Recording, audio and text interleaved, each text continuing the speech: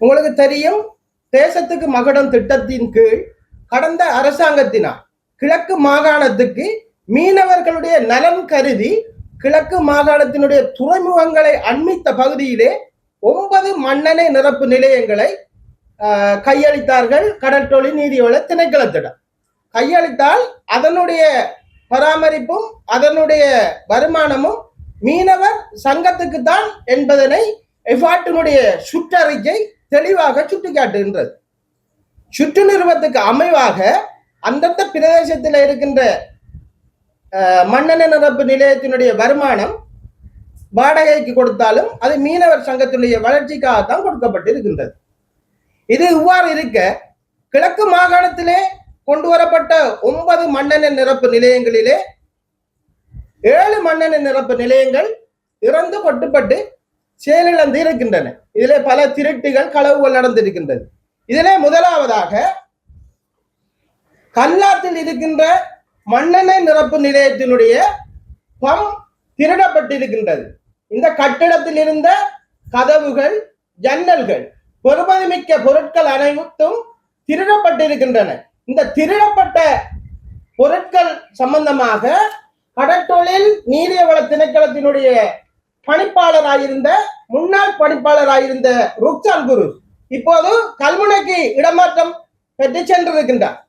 இந்த பம்முகளும் கதவுகளும் பல கோடி ரூபான சொத்துகள் திருடப்பட்ட போது இவர் போலீசிலே எந்த விதமான முறைப்பாடும் போடவில்லை, எந்த விதமான சட்ட நடவடிக்கையும் எடுக்கவும் இல்லை.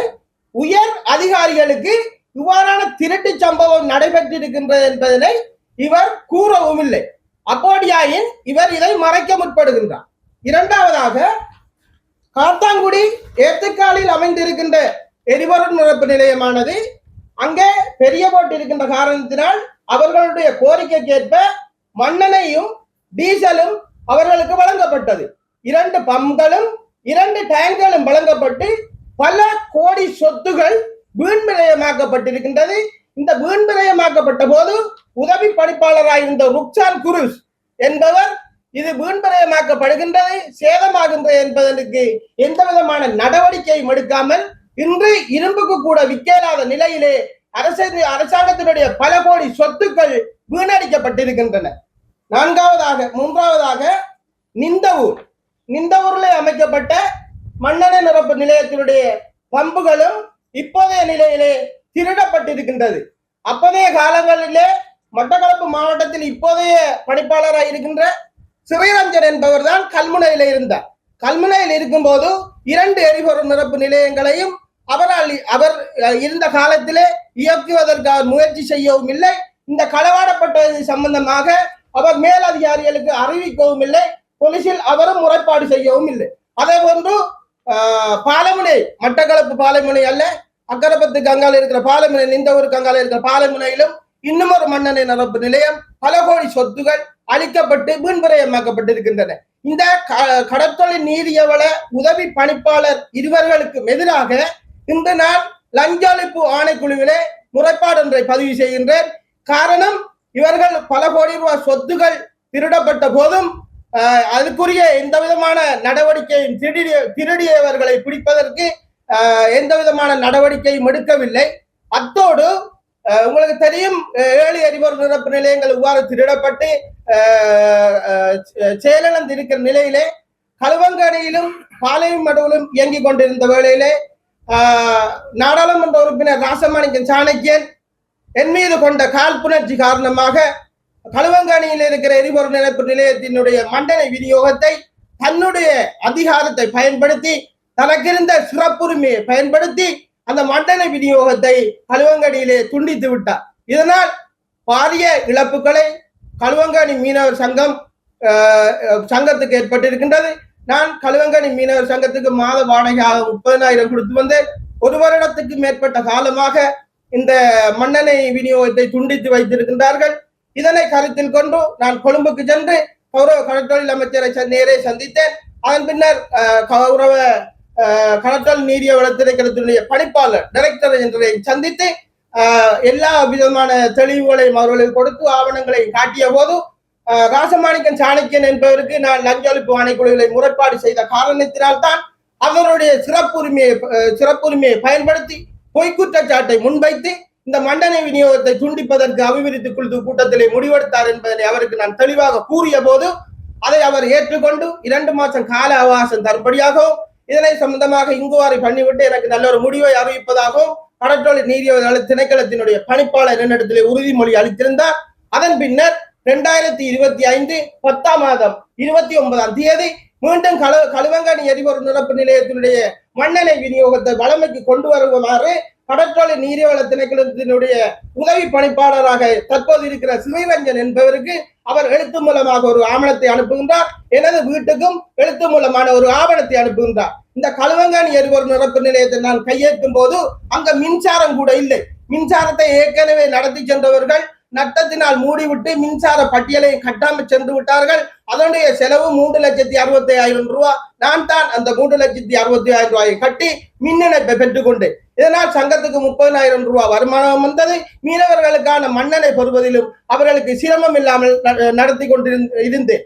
தற்போது ராசமாணிக்கன் சாணக்கியனுக்கு ரணில் விக்ரமசிங்கியால் வழங்கப்பட்ட 400 மில்லியனிலே வீண்பிரயம் அளிக்கப்பட்டிருக்கின்றது என்பதை நான் அறிந்து லஞ்ச ஒழிப்பு ஆணைக்குழுவிலே முறைப்பாடு செய்ததன் காரணத்தினால் தான் ஒரு நாடாளுமன்ற உறுப்பினர் என்ற அதிகாரத்தையும் அவருக்குள்ள சிறப்பு உரிமைகளையும் பயன்படுத்தித்தான் களுவங்கனி மண்டனை நிரப்பு நிலையத்தினுடைய விநியோகத்தை துண்டித்தார். இதற்கு உடந்தையாக இருந்த மட்டக்களப்பு மாவட்டத்தினுடைய ஸ்ரீரஞ்சன் என்பவர் இவர் ஒரு தமிழரசு கட்சியினுடைய நெருங்கிய ஆதரவாளர். இவர் சாணக்கியனுடைய நிகழ்ச்சி நிரலுக்கு ஏற்ப செயற்பட்டு மீனவர்களுக்கான வருமானத்தையும் இழக்க வைத்து இந்த எரிபொருள் நிரப்பு நிலையத்தையும் மூடுவதற்கு இவர் முயற்சித்திருப்பதை நாங்கள் ஈழமக்கள் ஜனநாயக கட்சியாகி நாங்கள் வன்மையாக கண்டிக்கின்றோம். மீனவர்களுடைய நலன் கருதி அமைக்கப்பட்ட 9 எரிபொருள் நிரப்பு நிலையத்திலே மட்டக்களப்பு மாவட்டத்தில் மட்டும்தான் 2 எரிபொருள் நிரப்பு நிலையங்கள் இயங்கிக் கொண்டிருக்கின்ற வேளையிலே நீங்கள் சாணக்கியனுடைய நிகழ்ச்சி நிரலுக்கு ஏற்ப செயற்பட்டு மீனவருடைய வயிற்றில் அடிப்பதற்கு நீங்கள் இங்கு வரவில்லை. நீங்கள் கடற்றொழில் நீதிவள திணைக்களத்தினுடைய பணிப்பாளர் என்பதனை மறந்துவிடக் கூடாது. நீங்கள் சாணக்கியனுக்கு பணிப்பாளர் அல்ல, நீங்கள் மீனவர்களுடைய பணிப்பாளர் என்பதனை நீங்கள் மனதில் நிறுத்த வேண்டும். இந்த மண்டனை நிரப்பு நிலையத்தினை மண்டனை விநியோகத்தினை நீங்கள் துண்டித்திருப்பது பாரிய மனித உரிமை மீறல் என்பதனை நீங்கள் உணராமல் இருக்கின்றீர்கள். உணர்த்த வேண்டிய காலம் எங்களுக்கு இருக்கின்றது.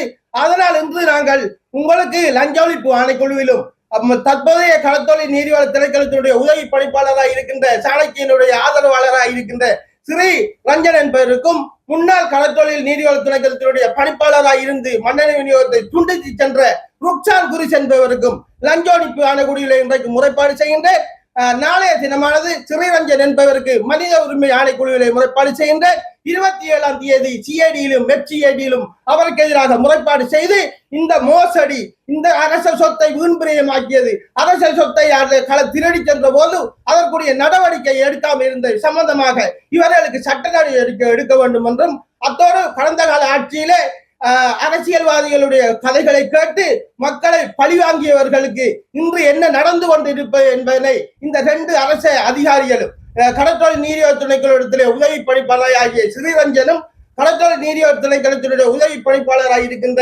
ருக்சான் குருசும் உணர்ந்து கொள்ள வேண்டும். உணர்த்துவதற்காகவே நாங்கள் இந்த நடவடிக்கையை எடுத்துள்ளோம் என்பதனை நான் கூறிக்கொள்கின்றேன்.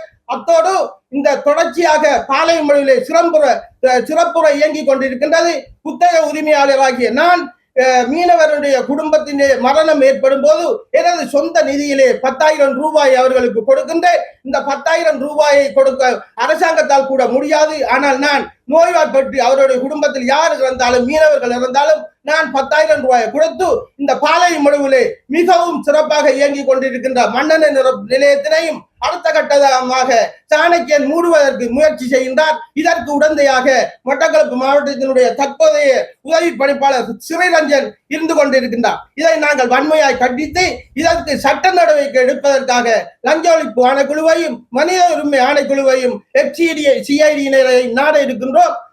இவர்களுக்கு இது ஒரு படிப்பினையாய் அமைய வேண்டும் என்ற காரணத்திற்காகத்தான் நாங்கள் இவ்வாறு செய்கின்றோம். இன்று கல்லாத்தில் இருக்கின்ற எரிபொருள் நிரப்பு நிலையத்திலே பம்பெல்லாம் திருடி சென்ற போது இரவு வேளையிலே அங்க தகாத உறவுகள் அந்த கட்டடத்துக்குள் நடைபெற்றுக் கொண்டிருக்கின்றன.